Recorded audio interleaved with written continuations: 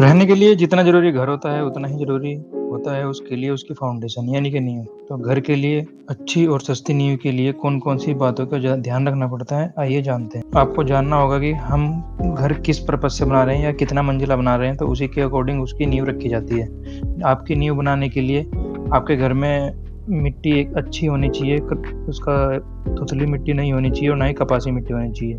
तो उसी के उस पे डिपेंड करता है, जैसे को मैंने चित्र में दिया है, आपको पहचानना होगा कि plinth level, ground level, super structure और डिसाइड करते हैं। अगर किसी घर की सब स्ट्रक्चर क्या-क्या होता है, फाउंडेशन की विड्थ उसकी डेप्थ से कम है या बराबर है तो वो शैलो फाउंडेशन में आती है, और जो डीप फाउंडेशन होती है वो ज़्यादातर ब्रिजेस, पुल और फ्लाईओवर के फाउंडेशन में इस्तेमाल की जाती है।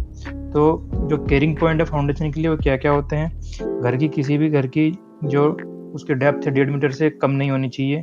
उसकी फुटिंग की चौड़ाई 1.5 मीटर से 3 मीटर के बीच में होनी चाहिए, या ज़्यादा भी रख सकते। तो उसी के अकॉर्डिंग हम, और इसकी डेप्थ जो है मैक्सिमम डेप्थ इसकी मैक्सिमम डेप्थ उस डिपेंड करती है उसकी सॉइल की कंडीशन पे। तो सॉइल टेस्टिंग बहुत ज़रूरी है। कभी भी घर की फाउंडेशन या घर को शैलो सॉइल पे नहीं बनाना चाहिए, और उसकी बेयरिंग कैपेसिटी अगर बहुत कम है तो उस पे बिल्कुल भी कंस्ट्रक्शन नहीं करना चाहिए।